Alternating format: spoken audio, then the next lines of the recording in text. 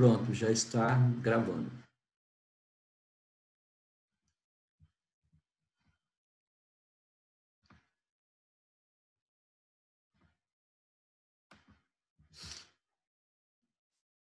Quarta aula, as perseguições romanas. Então, nós vamos começar falando sobre a origem do Império Romano. Então, em homenagem a essa introdução, eu coloquei aqui atrás o Coliseu. Nós vamos falar um pouco do Império Romano, né?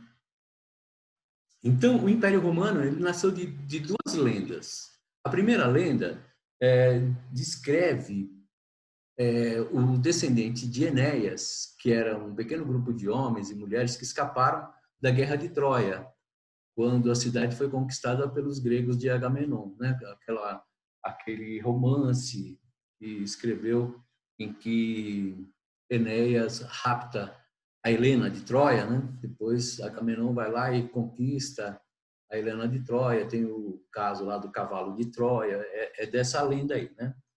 Uma outra lenda apresenta como descendente Rômulo e Remo, que eram filhos gêmeos de uma mulher chamada Marte, e que ela abandonou os filhos, e uma loba achou esses filhos e criou os filhos. E depois ela teve um casal, né, de camponeses que acharam os meninos e criaram os meninos. Então, eles, segundo essa tradição, Roma foi fundada em 753 antes da Era Comum, antes de Cristo, né? Roma, depois ela foi fortalecida, enfrentou vários povos, como os etruscos em 509, os gauleses em 300, os sanitas em 270, quando Roma, então, consolida o seu poder e toma a Itália, né? E a longa guerra que ela teve contra Cartago, é uma cidade no norte da África, em 146. Nesse período, já dominava a Grécia e destruiu a cidade de Corinto, reduzindo as cinzas, né? Então, ele já estava se fortalecendo. E a cidade de Cartago era uma cidade fundada pelos fenícios, que eram lá do norte, perto de Israel, e eles então dominavam as embarcações e eles viajaram então para a costa da África e fundaram a cidade de Cartago. E essa cidade era uma cidade muito próspera. Para vocês terem uma ideia, esse era o porto de Cartago naquela época. Ela era maravilhosa, né? Uma cidade fantástica. E teve uma guerra muito demorada. Os romanos conseguiram então destruir. Eu não sei se vocês vão conseguir ver. Essas muralhas aqui, ó, foram destruídas pelos romanos e eles penetraram aqui em Cartago e matou todo mundo, né? Foi uma pena, né? Mas era assim as guerras, né? Não tinha jeito. Esse era o porto de Cartago.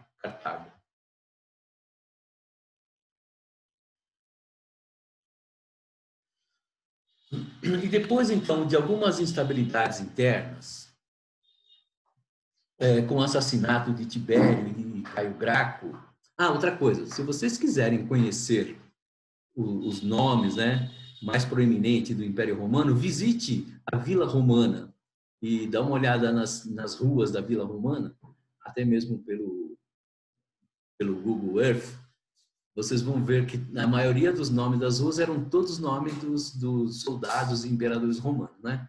Então, esse Crasso e o Caio, né? Eles eram Tibério, eram todos nomes que estão lá nas ruas, né? Mas teve primeiramente uma instabilidade interna e foram assassinatos de Tibério e Caio Graco. O exército se apoderou do poder e dois generais se fortaleceram.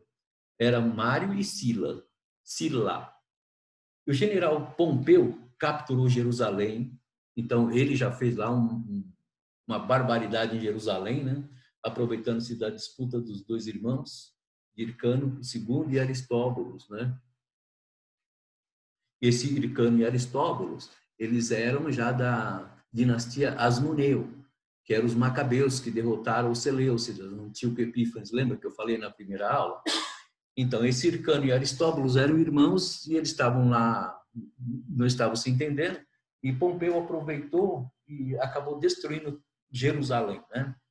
Tornou assim o homem mais poderoso do mundo, que logo teve que se curvar diante do ambicioso comandante Júlio César.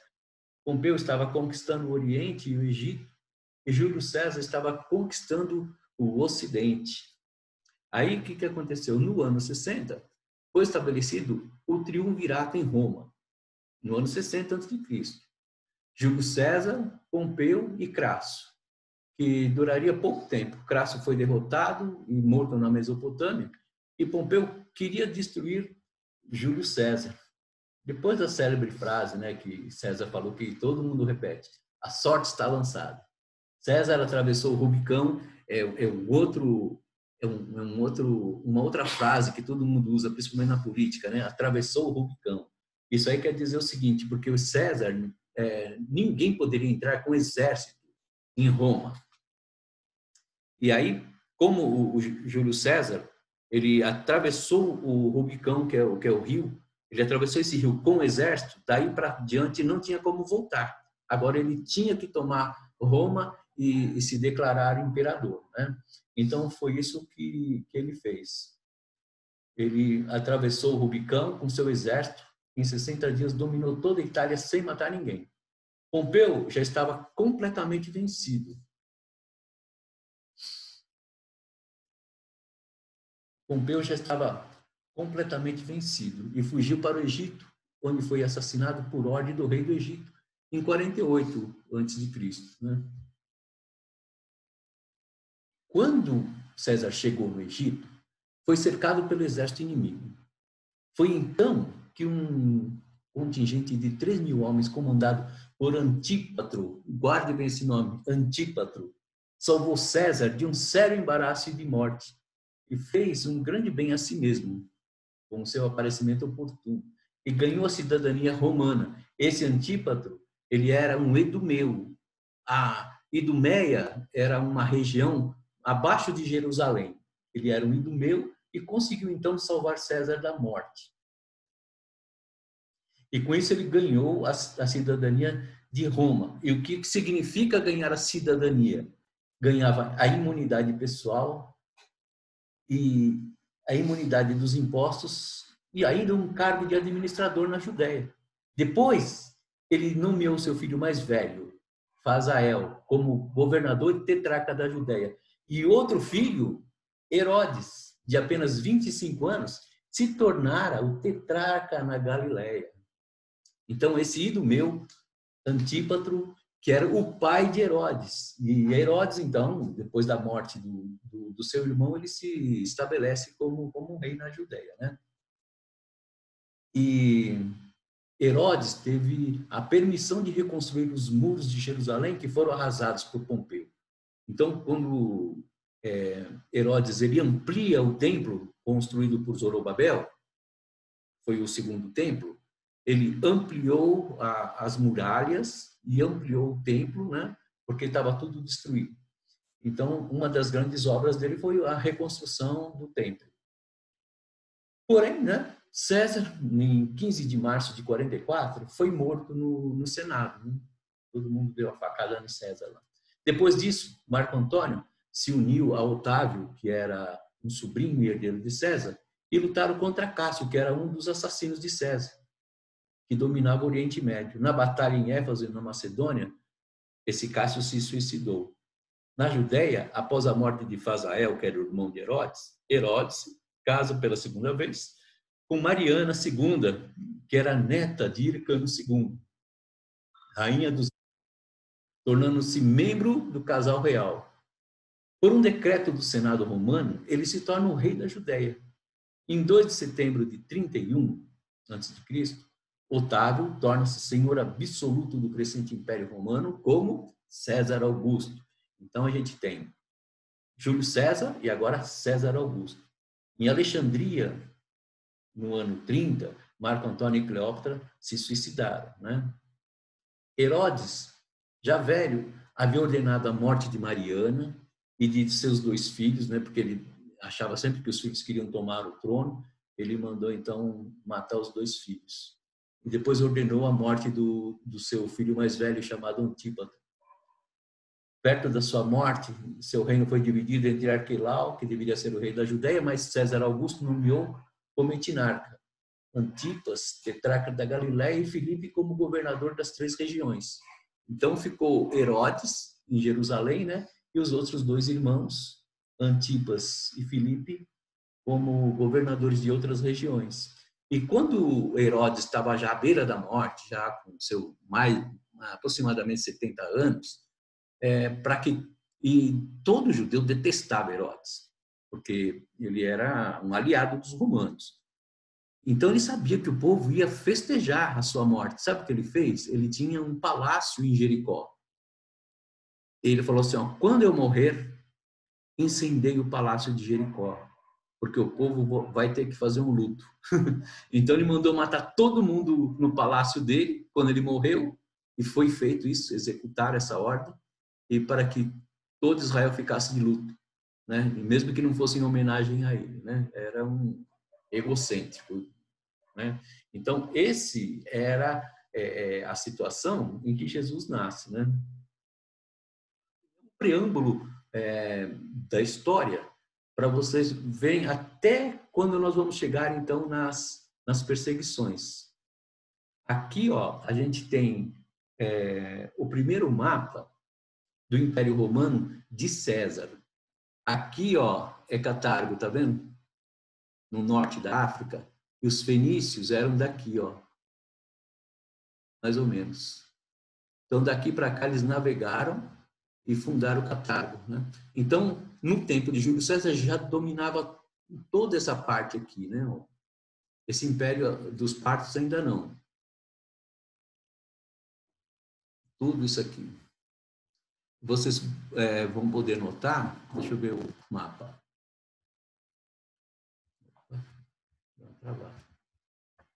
Esse aqui.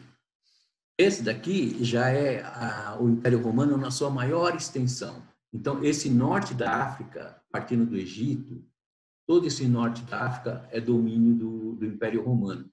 A Espanha e Portugal, domínio também, né? E aqui, ó, a Gália, que é a França, e até aqui na Britânia, e em todos os lugares aqui, todo esse domínio aqui, ó. E aqui ele domina também a Síria, estendeu muito o seu império, né? Tá vendo aqui, ó? Aqui são os vândalos. Esses vândalos é que vão colocar o Império Romano, aqui Roma, né?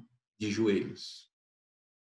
Vão acabar com o Império Romano, né? Os vândalos, os godos e os visigodos. Nós vamos falar sobre eles mais tarde, né? E aqui a gente tem uma lista de todos os imperadores, né?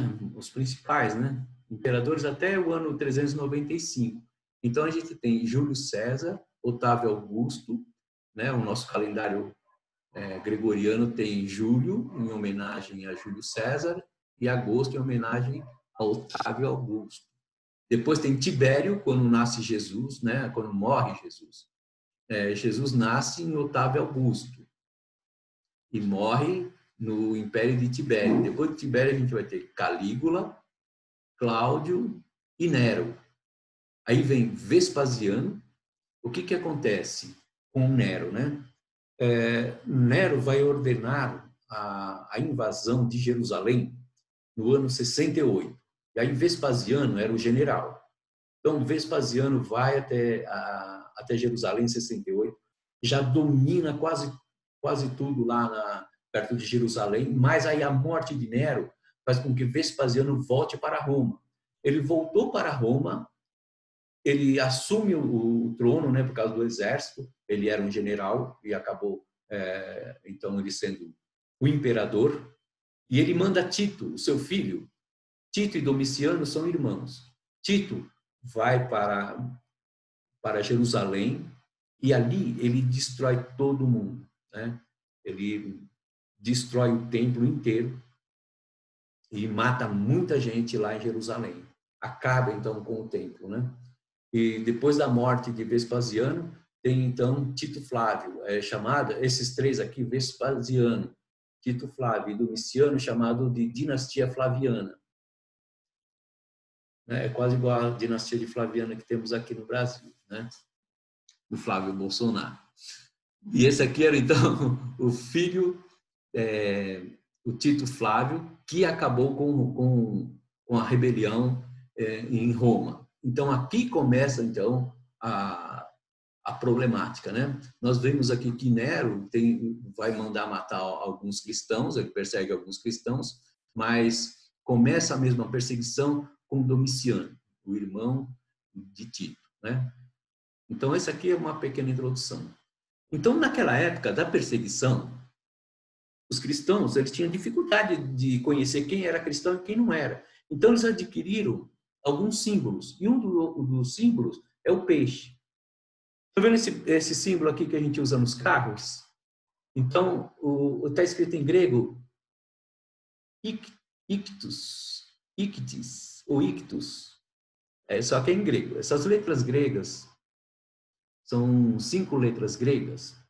Elas vão identificar o nome de Jesus. Ó, as letras gregas formam a palavra peixe em grego. Quando escrito em maiúsculas, que é ictus, forma um acrônimo com as iniciais das expressões. I é Jesus, o X, né, é CR. Então, Jesus Christus, Tel, esse aqui, ó, esse aqui é eu estou apontando com o dedo, esse aqui é o T, né? Então, Jesus Cristo Tel Ius Soter, Filho de Deus Salvador, né? Então, Jesus Cristo, Filho de Deus Salvador. Então, o que eles faziam para conhecer as pessoas? Eles pegavam e desenhavam no chão um X, assim, ó, um X. A pessoa que conhecia o símbolo, ele completava o X com a cabeça do peixe aqui, ó, fazia essa curvinha. Então a gente sabia que ele era cristão também, né? Um tipo da maçonaria. Porque tinha que ser oculto porque eles estavam sendo perseguidos, certo? Não era porque era uma sociedade secreta, né? Esse daqui, ó, foi encontrado uma grafite na catacumba de São Sebastião, um símbolo de cristãos, né? Aqui a gente tem o peixe, acho que não dá para ver direito, e aqui tem uma âncora. Esse aqui simbolizava a firmeza da alma do cristão, né? E o peixe simbolizava Jesus. E também tinha um pássaro, o fênix, que simbolizava a ressurreição de Jesus. Então, nas perseguições, eles usavam uma maneira de se comunicar com os outros, esse símbolo. Então, o mais forte foi o peixe, onde eles podiam se identificar uns com os outros, tá? Então, começamos então com as nossas perseguições. As perseguições, primeiramente, eram deflagradas por denúncia entre os principais, e as principais alegações vão ser elencadas. Antes de elencar essas alegações, o que aconteceu? Quando os cristãos começaram a ficar fortes no Império Romano, em todas as cidades do Império, né? Não só em Roma, mas em todas as cidades do Império, o que acontecia? Primeiramente, a gente tinha uma maneira pagã de viver. Então, eles adoravam vários deuses e eles tinham oferendas para vários deuses. Tinha os deuses da tempestade, Deus do trovão, da chuva, e Deus de todas as coisas, né? E principalmente a adoração a César, que foi inaugurada com César Augusto. Ele que inaugurou o culto, não que ele teve essa iniciativa, né? Fizeram esse culto em homenagem a ele e era somente para uma maneira de venerá-lo. Mas aí essa homenagem ultrapassou esses limites, né? Não só veneravam como um imperador, mas começaram a venerar como Deus. Então, era uma homenagem que se fazia a César, né? E aí o que aconteceu? Os cristãos falaram, a gente não pode adorar nenhum homem. temos que adorar somente a Deus. Então, eles se negavam a venerar os deuses pagãos e principalmente César. Então, diante disso, o que eles eram, o que eles representavam para o povo romano, né? A cultura romana? Eles eram ateus. Quando você encontra alguém que é ateu, qual é a sua reação? Ah, esse cara vai para o inferno, não sei o quê, por causa dele que acontece isso, que acontece aquilo, não é? A gente sempre não culpa os ateus pelas coisas que acontecem. Era a mesma coisa. Eles culpavam os cristãos porque os cristãos eram ateus, não criam nos deuses deles, certo? Então, quais eram então as alegações? Primeiro, acusação de canibalismo. Por quê? Em todo culto dos cristãos tinha a Eucaristia, que era a ceia. Aí eles falavam, olha, vamos comer o corpo de Cristo e beber o seu sangue. Então eles eram acusados de canibalismo, de incesto. Por quê? Todo mundo era irmão, né? Então irmãos casando com irmãos. Para eles, então, era um incesto. Falta de patriotismo. Por quê? Não queria nem saber da religião romana. Né? Não estava nem aí com as fúrias dos deuses, que explodiam vulcões, que tinham tempestade, que trazia fome. Então, eles não tinham um patriotismo. E tinha ódio à raça humana. Queria que todo mundo morresse e ficasse só cristão. Essas eram as acusações, né? Todas as causas de catástrofe, culpa era de quem? Dos ateus cristãos, que não criam os deuses, não faziam oferenda para pacificar os deuses. E também a pobreza, né? Todos os cristãos eram meio pobres, então eles acusavam também a culpa da pobreza em cima dos cristãos. E a gente sabe que o cristianismo se alastrou entre os pobres porque eles falavam grego, né? Como eu falei na aula passada. E de ateísmo, porque não criam nos deuses deles. E recusam em adorar o imperador. Então, esses eram os motivos, né? Que eles alegavam que esses cristãos deviam ser banidos e deviam ser perseguidos. E na cultura deles, eles tinham razão, né? Porque estava aparecendo algo novo que ia modificar toda a cultura deles, né? Então, nós vamos ver mais para frente que vai ter um dos imperadores que faz cessar o culto pagão, né? Mais tarde também foram perseguidos só por terem o nome de cristãos. Tinha o nome de cristão, tá ferrado, né? Tinha um título. Contudo, Tertuliano, né, um dos pais da igreja, afirmou o seguinte: o sangue dos mártires é a semente da igreja. Então, o que eram os mártires? Os mártires eram aqueles que eram o mártir. A palavra mártir significa testemunha. Então, qual era a testemunha ideal? Era aquele que entregava o seu corpo para ser queimado, para morrer em favor de uma causa, né, da sua crença. Então, isso que era chamado de mártires. Então, nós vimos lá a primeira perseguição sob Domiciano. Na verdade, acho que está faltando uma perseguição aqui. Bom, deve estar fora de ordem, mas se não aparecer, depois eu coloco, tá? A primeira perseguição, na verdade, é sobre Nero. O que aconteceu com Nero? Com a morte do imperador Cláudio, sobe ao trono um homem chamado Cláudio César Augustus Germânicos, que era o Nero. Ele tinha 17 anos e se tornou o mais jovem imperador de Roma.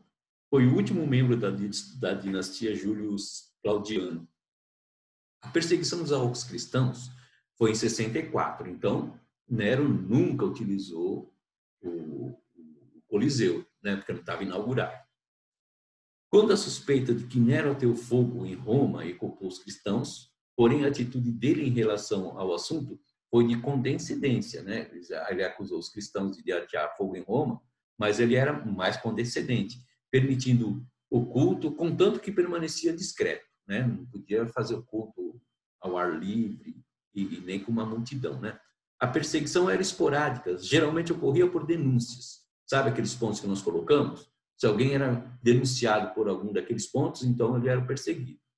No outono de 60, Paulo fez a 4ª viagem para Roma.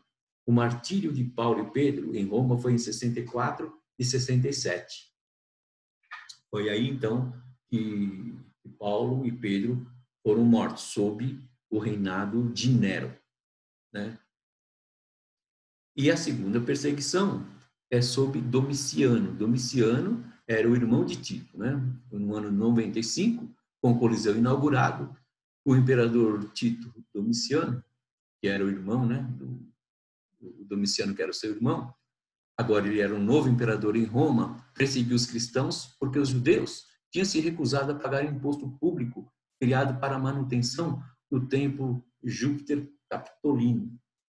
Então, só por isso, eles não pagavam esses impostos, então eles começaram a ser perseguidos porque não pagavam esse imposto, né? E como os cristãos continuavam sendo identificados como judeus, eles sofreram também os efeitos da fúria do imperador, né? Foi durante essa perseguição que o apóstolo João foi exilado para a ilha de Pátimo, onde escreveu o Apocalipse, né? Foi nessa época aqui do Domiciano.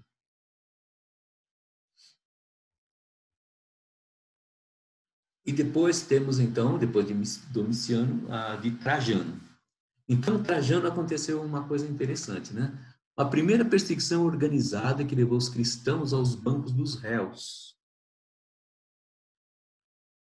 na cidade de Bitínia, durante a administração de um governador chamado Plínio, o moço, por volta de 112 depois de Cristo. Ele escreveu uma carta para o imperador Trajano, em que prestava informações sobre os cristãos e contava o seguinte: o contágio dessa superstição espalha-se por todas vilas e regiões rurais, como também por grandes cidades com tal velocidade que os templos tinham sido quase abandonados e os vendedores de animais para o sacrifício estavam empobrecidos. Plínio propôs a seguinte estratégia: se alguém fosse denunciado como cristão e perante os tribunais admitisse por 3 vezes, ele seria condenado à morte. Então, veja só, a cultura cristã já estava acabando até com o comércio, né? Os templos estavam vazios, aqueles homens que vendiam os seus animaizinhos para ser sacrificados lá já não tinha mais o seu dinheiro, então estava causando um grande tumulto lá nessa cidade de Bitínia. Então ele propôs o seguinte: ó, se alguém for acusado de cristão, esse cara vai ser condenado à morte. Então foi uma das primeiras coisas que aconteceu com os cristãos, né? Levado a tribunais, porque eles estavam causando transtorno em todo o comércio, né? Marco Aurélio, esse Marco Aurélio, ele era adepto da filosofia estoica, né? Ele seguia o estoicismo. Estoicismo é uma filosofia que dá assim, um equilíbrio pessoal, né? Esse equilíbrio pessoal faz com que ele não se preocupe muito com as coisas externas que acontecem, quando ele não pode mudar nada, né? Por exemplo, quando alguém pergunta assim: o que os outros vão pensar de mim? Eu vou agir assim no assado? Porque aquelas pessoas podem pensar isso ou aquilo. Então, esse pensamento externo a gente não controla. Então, na filosofia estoica, você não deve ligar para essas coisas, né? Daquilo que os outros pensam de você, porque você não tem controle daquilo, né? E outras coisas também. Ele tinha um tipo de filosofia em que as pessoas não eram donas de nada. Você não é dono da sua mulher, você não é dono do seu cachorro, você não é dono da sua casa. Você tem essas pessoas como que um empréstimo, não é? Então, a tua casa você pagou para usar o solo, né? O solo não é teu, né? Aquela casa não é tua, porque quando você morre, essa casa vai para outras pessoas, né? E também, quando morre o teu cachorro não é teu. O teu cachorro estava emprestado para você. Então, ele conviveu com você e, quando ele morrer, ele foi devolvido para o universo, né? De uma outra forma, né? E a sua mulher, os seus filhos, nada é seu. Então, isso fazia com que as pessoas não sofressem tanto com as suas perdas, porque não dependia delas, né? Então, era um tipo de filosofia que Marco Aurélio utilizou. Inclusive, ele escreveu livros sobre essa filosofia que a gente pode encontrar na internet, né? estoicismo de Marco Aurélio. Então, ele era um homem culto, um homem maduro, culto, né?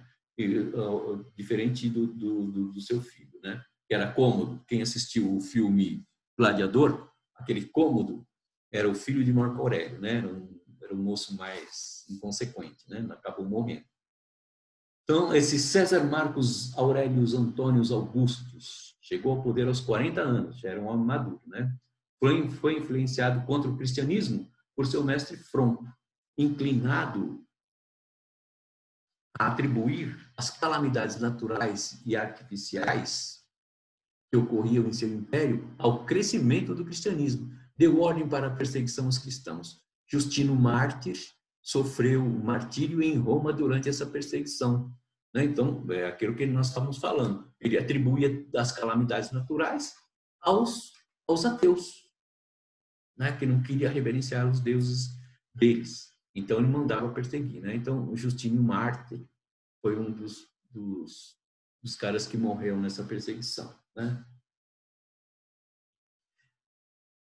E a quinta perseguição é sobre Décio. Então, veja, a perseguição de Marco Aurélio foi em 160 e 180. Agora, a gente já está falando de 250. Isso, então, já se passaram quase 70 anos. Né? Não que viviam em paz, mas a perseguição não era tão forte. E Décio foi uma perseguição muito forte. Né? Décio promulgou um edito em 250 que exigia que pelo menos uma oferta anual de sacrifício nos altares romanos dos deuses e a figura do imperador. Aquele que oferecesse esse sacrifício receberia um certificado chamado libellus. Então, alguém que ia lá e prestar homenagem a César e oferecer o sacrifício nos altares, recebia um certificado libellus, e com esse certificado, então, ele comprovava que ele compareceu àquele culto. E os cristãos não recebiam, porque eles não iam.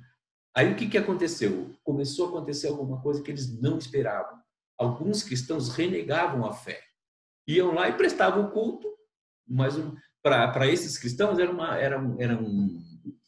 atitude externa somente. Ia lá, prestava o culto, recebia o certificado, ia embora e continuava a vida, adorando Jesus e acabou, né? Só fizeram aquilo lá para preservar a sua vida. Com isso que vai aparecer aquela doutrina do donatismo, lembra que nós falamos na aula passada?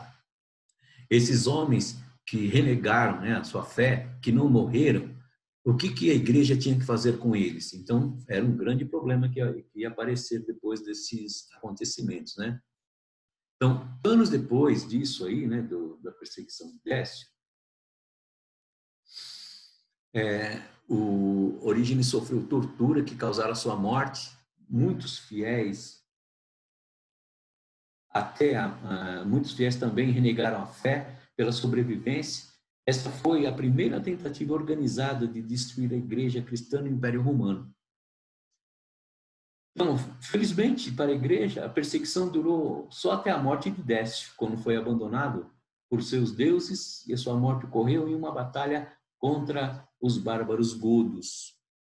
Então, Décio morreu com a batalha lá com os godos, né? Mas Orígenes sofreu torturas, né? E causou a morte por causa dessa perseguição. Foi uma perseguição muito dura. Acho que foi uma das piores perseguições que teve, foi a de Décio e de Diocleciano, mas Décio foi muito difícil a vida para eles lá, né? E agora é sobre Diocleciano. Então, veja, já está em 284 a 311. E a perseguição de Décio foi 252. Então, demorou um pouco mais, 30 anos, né? Sobre esses reinados. Aí aparece Diocleciano. Esse Diocleciano foi terrível, né? Ele reinou por 20 anos, vindo de uma classe baixa e com pretensões extremas, grandeza, né? O cargo de imperador devia ser ostentado. Ele instaurou um sistema dividido de poder compartilhado com a regência. Lembra do triunvirato? Ele vai inaugurar também esse triunvirato com Maxiano entre 286 a 305. Essa diarquia provou-se eficiente e levou Diocleciano a promover Maximiano de César, de uma espécie de imperador júnior, né? Era um Cezinha, um Cezinha. E para Augusto, que era pleno. Então, o imperador júnior, né, era César. Para um imperador pleno, era Augusto. Então, já tinha uma divisão, né? O império foi dividido em duas partes. O leste ficou com Diocleciano e o oeste ficou com Maximiano. Então, era muito mais fácil de administrar. Mas, em 293, os dois Augustos elegeram outros dois Césares para tratar com mais atenção os assuntos militares. Era Galérios e Constantinos Cloros, que era o pai do futuro imperador Constantino. Os primeiros éditos com ordem de perseguição aos cristãos foram promulgados em março de 303, quase já no fim do seu reinado, né? O quais ordenava o fim das reuniões cristãs, a destruição das igrejas, a prisão daqueles que persistissem em seu testemunho cristão e a destruição de seus livros pelo fogo. Ao final, já do seu reinado, Galério, em seu leito de morte, emitiu um édito de tolerância e foi assim, para todos os fins práticos, a última e a pior perseguição dos cristãos por parte de Roma. Em 305, Diocleciano afastou-se do poder por uma doença e Maximiano também se afastou do governo. Em 309, foram eleitos outros Augustos, além de Galérios: Constantino, filho de Constantinos, e Maximus, filho de Maximiano, e Licinos. Então, vão ficar 3 pessoas como herança desse império, né? Em 342, Constantino vai vencer Licinos e unificou o império, mudando a capital para a região de Bizâncio e batizou essa região como Constantinopla em sua própria homenagem, né? E quando a gente for estudar Constantino, a gente vai falar como que ocorreram, né, essas brigas, tal, e o que a visão que Constantino teve para vencer essa batalha, né? Então, essas grandes perseguições que houve entre os cristãos, as mais difíceis foram Décio e Diocleciano. Foram as mais violentas e quase que realmente conseguem acabar, né, com a reunião. Então, aí é que a perseguição piorou, é que começaram a ter, então, os cultos em lugares escondidos, né, nas catacumbas, e que eles começaram a exercer, então, o costume do peixe, né, para identificar os cristãos, quem era um cristão e quem não era, né? Quem não era não ia saber a senha, né? Quando ele fazia o X na terra, o cara nunca ia pensar em completar a cabeça do peixe lá, né? Então, eles conseguiram, então, sobreviver graças a esses artifícios, né? E eles faziam, então, os seus cultos em locais secretos, né? Hoje parece que, antigamente, né, a Capadócia, que é lá no, acho que é o leste da Turquia hoje, né? Existe até hoje lá as casas que eram feitas nas pedras, né? E os cristãos faziam os cultos lá, né? Eram umas casas, não tinha porta essas casas, né? As pessoas entravam pelo teto. As casas eram uma perto da outra, tal, não tinha rua, nada. Eles subiam pelos tetos e moravam. Todo mundo morava daquele jeito, né? E então eles tinham mais liberdade de fazer culto nas casas na Capadócia, por causa que eram feitos de pedras, né? E a entrada era pelo teto, não tinha como os outros verem o que estava passando dentro das casas, né? Então foi assim que teve, então, eu acredito assim, 300 anos de uma vida que não foi nada fácil, né? Uma vida bem sacrificante mesmo para o povo, né? E foram 300 anos, né? Então, veja só, hoje a gente tem o nosso cristianismo, assim, o nosso cristianismo forte começou na era de 60, né? Então, a gente deve ter uns 50 anos só, né? E os caras aguentaram 300 anos de uma perseguição ferrenha, né? Mas, mesmo assim, o evangelho não acabou. graças a Deus, né? Eles conseguiram, então, conquistar muitas pessoas, as pessoas admiravam o caráter, né? E a bondade deles, ainda sob perseguição, muitos se converteram ao cristianismo por causa da bondade dos cristãos. E quando eles viam pessoas sofrendo, não importa se era cristão ou não, eles iam lá e ajudavam aquelas pessoas, né? Davam comida, cuidavam das feridas e tudo mais, dava abrigo, né? Dava teto, tudo.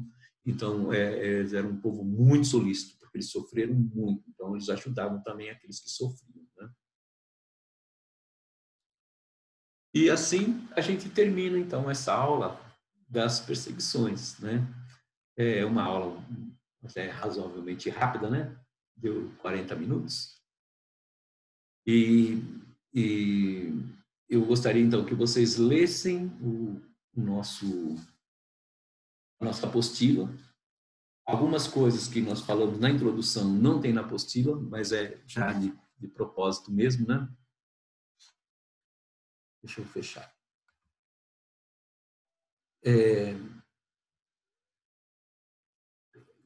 Eu vou abrir os microfones. Se alguém tiver... Quem quiser falar. Faz o seguinte, para não abrir todo mundo, quem quiser perguntar, pode abrir o microfone e fazer alguma pergunta, né? A gente tem algum tempinho para a gente falar. Queria fazer uma pergunta. Quando foi que deu início o calendário gregoriano, que é o nosso calendário?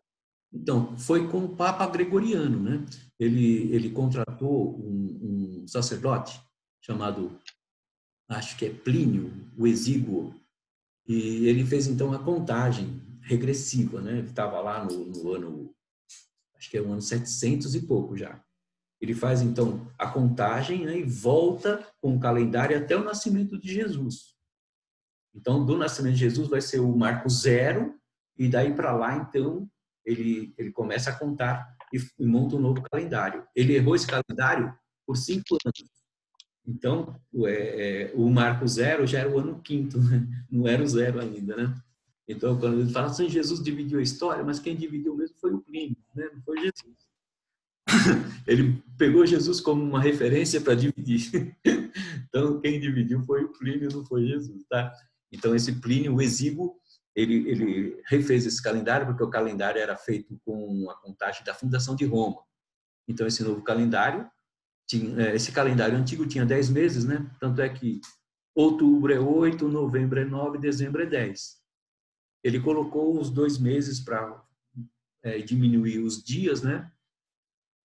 Para encaixar o Júlio César e César Augusto. O Pedro, Constantinopla hoje tem que nome? Istambul. Né? Alguns dizem ser o centro do mundo. Né? A Santa Sofia, que é aquela igreja maravilhosa que hoje é uma mesquita, eu gostaria de visitar um dia. É uma coisa fantástica, uma coisa... Você sabe que durante séculos foi a maior construção do mundo antigo, foi Santa Sofia. Tanto é que ele durou mais de 1000 anos, né? Até ser tomada pelos turcos, Maomé II. E ela foi a construção mais rápida do mundo antigo. Foi construída rapidamente. É uma coisa fantástica, uma coisa linda mesmo. Queria dar uma dica para o pessoal, para a gente ler o capítulo da aula antes de você falar sobre ela, porque aí a gente já tem uma ideia e consegue assimilar melhor. Sim, isso é. Cada um já tem a apostila, né? Ele pode administrar como ele achar melhor, né? Se quiser fazer antes, é ótimo. Essa é uma boa dica de estudo. Você lê antes o que você vai ver, que você já consegue assimilar melhor. Principalmente porque tem nomes diferentes e tudo, né? É bem interessante. Ô, Pedro. Oi. Uma coisa que a gente percebe na perseguição da igreja, eu acredito que o que mantém a consciência é a palavra. Como que a palavra conseguiu se manter durante toda essa história, né? Como a gente conseguiu assim, manter que são os escritos da palavra? Eu não entendi sua pergunta porque deu umas picadas. Eu perdi. Quer repetir? vamos lá. Durante a perseguição, a palavra que era lembrada, como que foi mantido os escritos? Então, não tinha muitos escritos naquela época, né? Tinha só o Velho Testamento, que era a Septuaginta. Esse já estava consagrado, né? E era propriedade dos judeus e dos cristãos, né? Com a língua grega, que tinha a Septuaginta. O Novo Testamento ainda estava em formação, não tinha nada pronto ainda, né? E a gente vai ver o Novo Testamento se consolidar lá para quase o ano 400, 300, né? Eles tinham aquelas cartas que circulavam nas igrejas, né? Porque tinha 5 centrais. Essas cartas circulavam nas igrejas, mas não era só a carta do apóstolo Paulo e dos evangelhos. Tinha outras cartas, né? Tinha o Evangelho de Pedro, tinha o Apocalipse de Pedro, e tinha a carta de Pastor de Hermas, né, de Clemente. Tinha muitos bispos naquela época escreviam também, né? E consolavam as igrejas perseguidas, né? Mas não tinha ainda o Novo Testamento canonizado, né? Então, mas era assim que se mantinham, né? Pela leitura das cartas. Por isso que hoje, por exemplo, nós não temos nenhum original de carta nenhuma e de livro do Velho Testamento também, não existe original. O que tem é cópia de cópias de cópias de cópias de cópias de cópias, né? Não existe original, porque elas foram se desfazendo, né? Então um copiava e mandava para outra igreja, outro copiava e mandava para outra igreja. Depois, quando a gente for entrar na formação do cânon do Novo Testamento, a gente vai falar mais a respeito, tá? Pedro, posso pedir um favor? Tem uma tabela que você colocou aí no slide que, se eu não me engano, não está na apostila. Não está. Você consegue mandar? Eu consigo, eu vou mandar. Inclusive, no final da tabela, tem um link para o Wikipedia que dá a relação de todos os imperadores com as fotinhos deles, né? Então, essa foto certamente era um status que eles iam descobrindo lá, né? Mas é bem interessante, tá? Vocês entram depois no link, eu vou disponibilizar, depois vocês entram no link do Wikipedia, que é muito legal. Eu não fiz a minha relação por lá, então vocês vão notar que lá tem outros nomes que não tem na minha relação. Provavelmente lá deve estar mais completo, tá? Eu só coloquei o link para vocês depois fazer também essa pesquisa. É muito legal. Tem mais dados do que eu coloquei. Muito bom. Estou gostando dos mapas, viu? Ah, que bom. Porque visualmente dá para você visualizar, é mais interessante. Saber onde é que ocorreu verdade, né? De verdade, né? Obrigado, viu, Pedro? Imagina. Há mais alguém?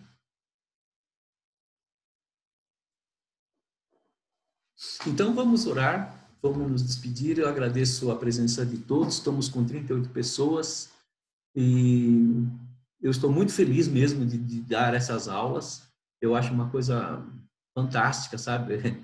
E ter assim tantas pessoas interessadas, né? E eu acho que é uma grande coisa que a gente está fazendo, se interessar pelas nossas raízes, né? Vamos orar. Senhor, nós te agradecemos no nome de Jesus pela alegria e o poder, ó Deus, do teu amor sobre nós, que manteve a sua palavra apesar de todas essas perseguições. A sua palavra não perdeu a sua essência e continua hoje como um poder para a salvação, um poder que modifica o homem, que modifica os seus costumes, modifica o seu caráter. Isso para nós é uma maravilha. Nós te agradecemos no nome de Jesus, pelo teu grande amor por nós. Amém. Amém. Deus nos abençoe. Amém. Boa noite.